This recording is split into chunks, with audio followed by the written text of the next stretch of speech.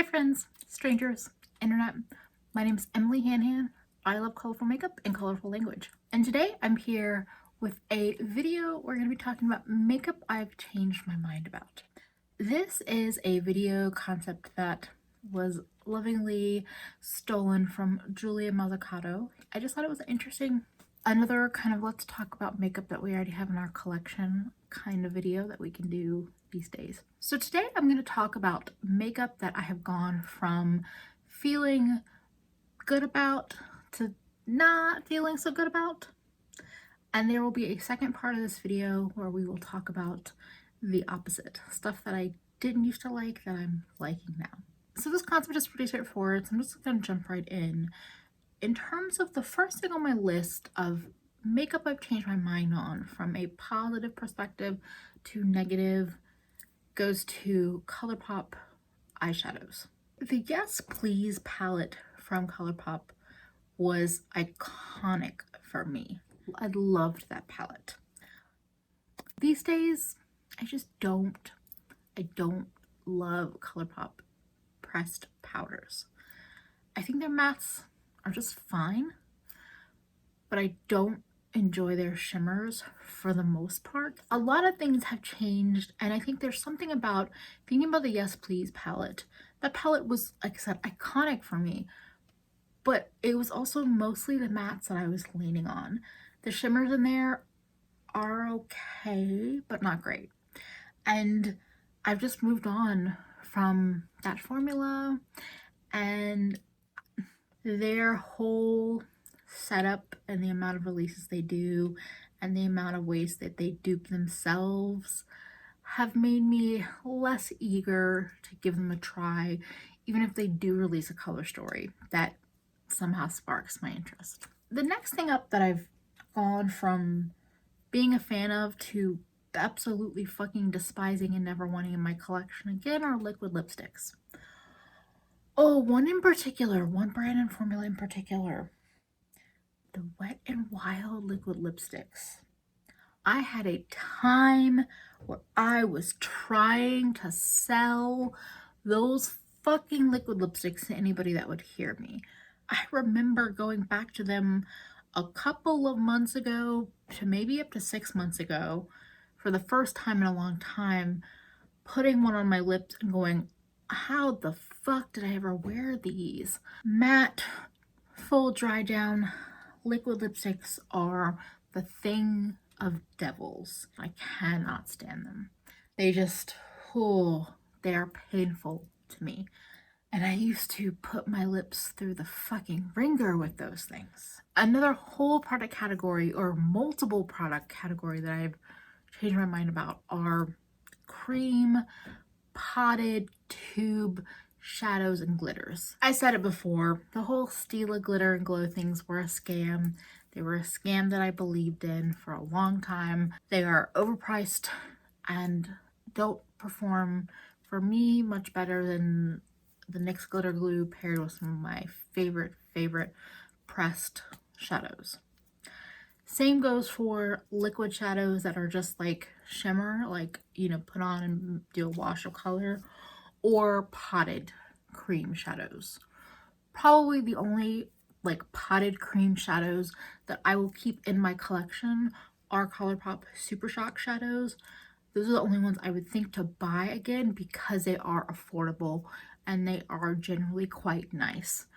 But I don't reach for them, and I said it before, I'll say it again. I have powder shadows in my collection that I find just as easy to work with and get the kinds of results that I want that I can get out of most of my potted or tube cream shadows these days. This next one might be surprising, but it might not. Oh, wow. I haven't looked at this in a while. This looks really sad. So the next thing I changed my mind about is my ABH Modern Renaissance, which looks absolutely horrific. And just as I was opening it, I found that the back panel has officially unglued itself. Yeah, I've had this one for a while. And I don't know if it's specifically that the shadow formula has changed. I don't think it's truly that. I think my makeup style has changed so much that the holy grail of this has just lost its shine. It's just, yeah, it had its moment, but I'm done. And this packaging makes me feel a kind of way now. I don't feel the inherent attachment to ABH across the board. I just filmed a video with similar perspective in it. While this had its moment in the sun when it came out, and it set some waves in terms of the community and the makeup that we're wearing or were wearing, I think I'm done with it. Just not my thing anymore. Another palette that really had its moment for me and kind of quickly lost its shine is the Too Faced Just Peachy Mattes. So this was a palette I stared at for a very, very long time, and I finally picked it up on the more recent end when it was on sale. I might look up on my Sephora account and see when I got this. I do think this is a nice palette. I do think it's a nice color story. If I was gonna reach for either Modern Renaissance or this palette these days, I would probably pick this one up because at least a couple of the peachy colors feel a little bit more juicy and vibrant, more my bag these days. And I think the packaging is really nice on it, but I'm just over the all matte palettes, and a good 2/3 of this palette I wouldn't really use even if I tried, and I definitely don't feel the love for it the way I did when I first got it. Okay, another one, this is kind of on the fence, but the Becca Under Eye Brightening Corrector. I had one of these probably 2 years ago, and I loved it. Now, I would always put it underneath another concealer, and I felt like it was just reflective enough to bounce against some of my dark circles. Well, in the last year, I feel like I kept hearing about it. I know Lauren May Beauty loves it, and a couple of other people. And a couple of people that have fairer skin like me have mentioned that they are able to wear this without any additional product. I think Mia over at Mia's Virtual Vanity likes it too. So I decided to buy it again recently, and I'm just not sure if the love is still there. I can't wear it by itself because it's too pink looking. If I try to set it with powder of any sort, it turns really bright pink. So then I have to put another concealer on top of it. I did that today, and I do like it, but in my brain, I loved this when I had it before, and now I just kind of wishy-washy on how I feel about it. Another big product category that I just don't even keep around anymore are pressed powders. Like matte pressed face powders, I just don't use them. If I want powder, I will use a loose powder, or if I'm going to use a pressed powder, I'll use one of my more luminous ones like my Hourglass, or I have one from Bare Minerals or Wet n Wild. I just do not use matte pressed face powders anymore.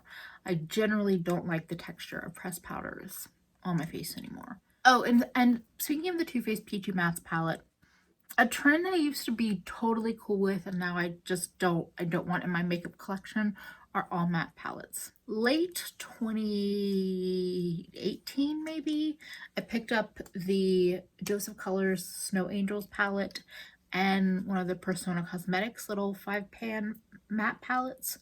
I had never tried Joseph Colors. I was so excited to see one of their small palettes all colorful. I have barely touched this because I don't do the all matte palettes. I don't find myself wanting to reach for them, even to mix and match with other shimmers in my collection. It's not my jam. The only all matte palette that I still look at and think maybe one day is that giant, expensive, bright Viseart palette, but not anytime soon. Another product that I've just fallen out of love with are the Too Faced Love Flush blushes. Now, I only picked these up basically when they went into TJ Maxx because they were discontinued. I'd always lusted over them, and I still think the packaging is adorable. I'm a sucker for some dumb Barbie looking packaging. But I mean, to be honest, as soon as I got these blushes, it's not my thing anymore. They're all matte. They're very, very pigmented. I just don't like this pink as much as I love my Mojave Mauve. So, sorry, you've been ousted. A whole brand that I kind of lost the love for or had an awakening about is Wet n Wild. You would not believe how many Wet n Wild products I have in this long-term declutter basket that I've had going for a while. I probably had a problem, that's what you would say. Okay, let me tell you a story about why I think I broke myself with Wet n Wild. I was obsessed. I love the liquid lipsticks. I thought the eyeshadows were great, especially for their price point. They had highlighters and they had blushes and brushes and all this stuff. The astrology collection. I wanted that collection so bad.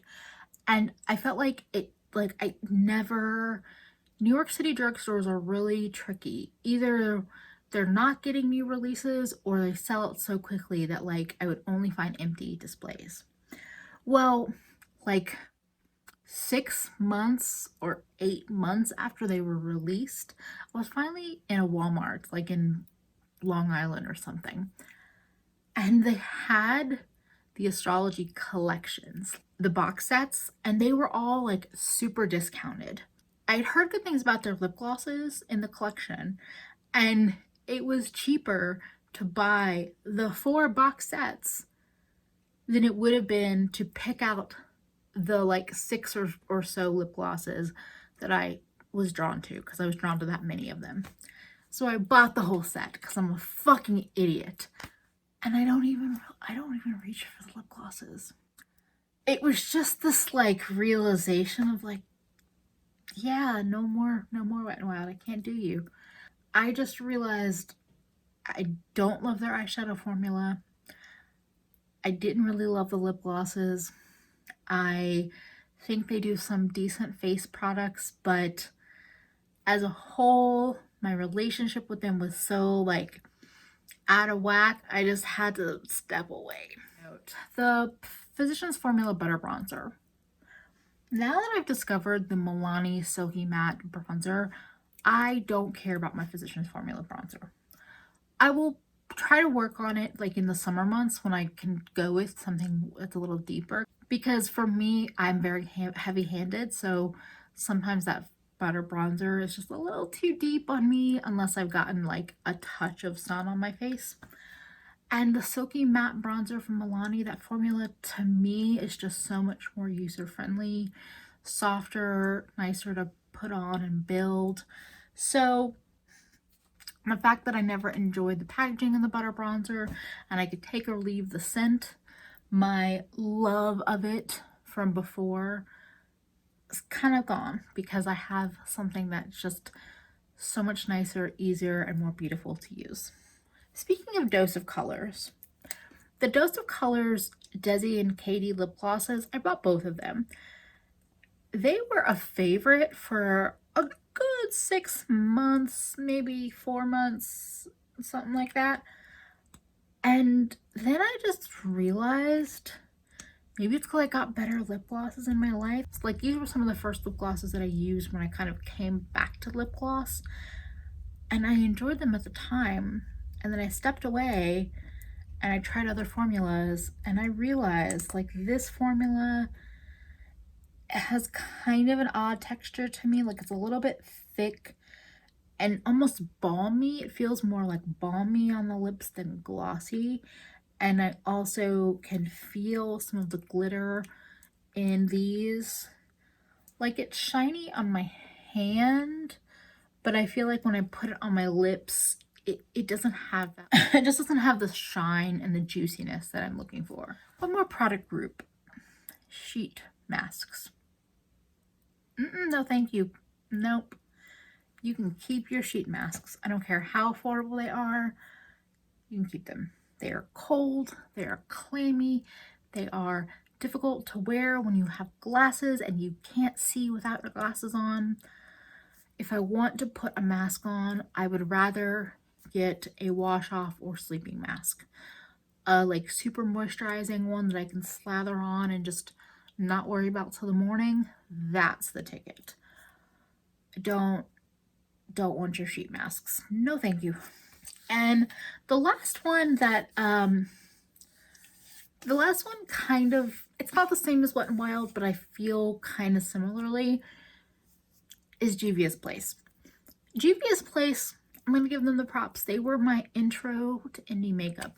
They were probably my gateway into really, really, really bright colors. They were definitely the like one of the first brands. I love and appreciate them for that. But I feel like I've outgrown the formulas. Like, I just think that they are nice formulas. I don't love the mattes. They're fine. They're not my favorite. But I think the shimmers are all really nice. But I think I was just waiting for them to like take it to that next level. So they're extremely affordable, and I appreciate that they've kept that in mind and that they're really offering things at a great price point. And I think it's right there in Ulta, and that's really what keeps me connected to possibly picking up more things from Juvia's. But I think I was just waiting for them to like step it up a notch, like perhaps introduce different kinds of shimmer and metallic finishes, or you know, the whole texture thing I've talked about. Like, I was just waiting for that, just like a little bit more, a little faster from Juvia's, and I feel like they've kind of stuck to their formulas, and I don't blame them, you know. And I think if you're thinking about budget and what keeps prices down, I'm sure keeping the formulas the same keeps prices down. But I just want like a little more from Juvia's. I've just kind of progressed past them. So those are things I've changed my mind about from a positive perspective to a negative perspective. And I will do a follow-up video of the inverse, going from negative to positive. I'm going to film that right now, and I will have it up pretty soon after this one goes up, either the next day or the day after. So there's no major cliffhangers to worry about. If you enjoyed this video, if you like a little makeup shit talking, I would love for you to subscribe to my channel and follow along with my colorful shenanigans. I am on Instagram and Twitter at Nomnivorous. I have a Patreon that supports me just a little further these days. Thank you to all my current patrons. Thank you to my subscribers. I hope you all are all taking care of yourself, and I hope to see you again real soon. Bye, friends.